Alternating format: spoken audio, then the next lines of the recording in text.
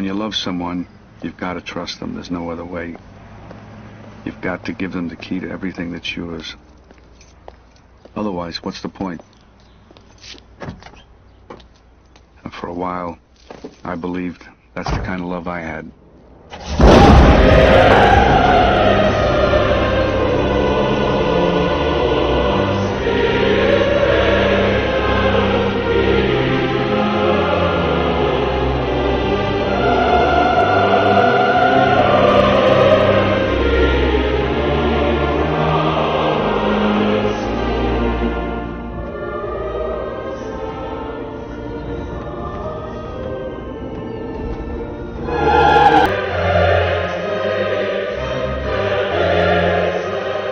Before I ever ran a casino or got myself blown up, Ace Rothstein was a hell of a handicapper.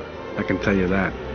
I was so good that whenever I bet, I could change the odds for every bookmaker in the country. I'm serious. I had it down so cold that I was given paradise on earth. I was given one of the biggest casinos in Las Vegas to run, the Tangiers, by the only kind of guys that can actually get you that kind of money, $62,700,000. I don't know all the details. Matter of fact, nobody knew all the details. But it should have been perfect. I mean, he had me, Nicky Santoro, his best friend, watching his ass. And he had Ginger, the woman he loved, on his arm. But in the end, we fucked it all up. It should have been so sweet, too. But it turned out to be the last time that street guys like us were ever given anything that fucking valuable again. At that time, Vegas was a place where millions of suckers flew in every year on their own nickel and left behind about $1 billion. But at night, you couldn't see the desert that surrounds Las Vegas. But it's in the desert where lots of the town's problems are solved. Got a lot of holes in the desert, and a lot of problems are buried in those holes. Except you gotta do it right. I mean, you gotta have the hole already dug before you show up with a package in the trunk. Otherwise, you're talking about a half hour or 45 minutes to dig it. And who knows who's gonna be coming along in that time. Before you know it, you gotta dig a few more holes. You could be there all fucking night.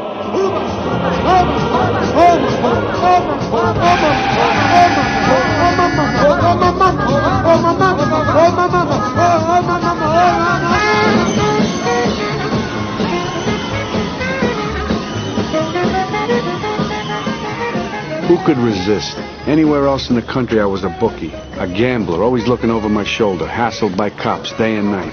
But here, I'm Mr. Rothstein. I'm not only legitimate, but running a casino. And that's like selling people dreams for cash.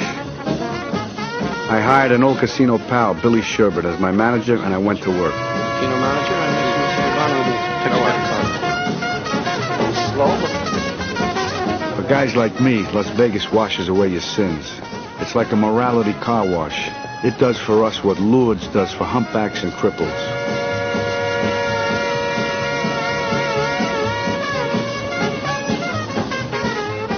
And along with making us legit comes cash. Tons of it. I mean, what do you think we're doing out here in the middle of the desert? It's all this money.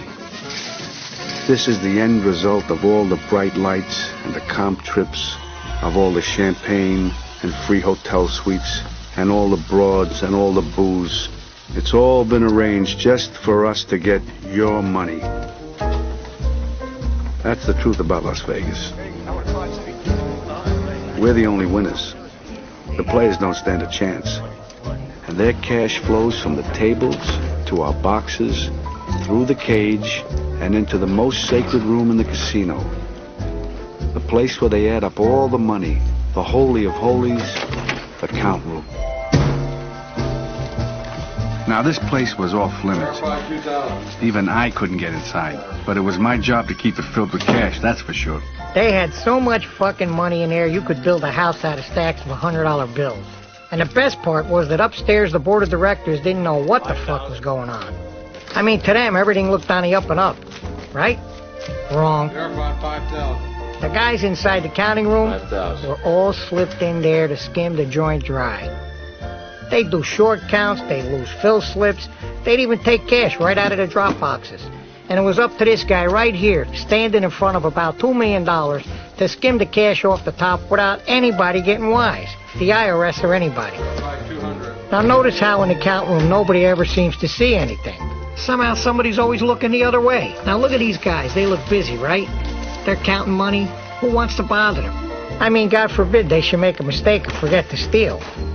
Meanwhile, you're in and you're out. Past the Jaguar guard who gets an extra C-note a week just to watch the door. I mean, it's routine. Business as usual. In, out, hello, goodbye, and that's all there is to it. Just another fat fuck walking out of the casino with a suitcase. Now that suitcase was going straight to one place, right to Kansas City, which was as close to Las Vegas as the Midwest bosses could go without getting themselves arrested. That suitcase was all the bosses ever wanted, and they wanted it every month.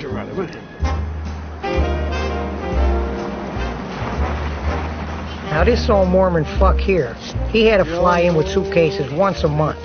Nice and easy. Something smells good. Yeah, they made it Sunday. The bosses would come from all over the place. Detroit, Cleveland, Milwaukee, all over the Midwest. And they would meet in the back of this produce market in Kansas City. I mean, nobody even knew. One of the guys made his mother do all the cooking. See that guy Jerry Storiano? Now these old greaseballs might not look it, but believe me, these are the guys who secretly control Las Vegas. Mama got lampshade again. Because they control the Teamsters Union. And that's where you had to go if you wanted to borrow money to buy a casino.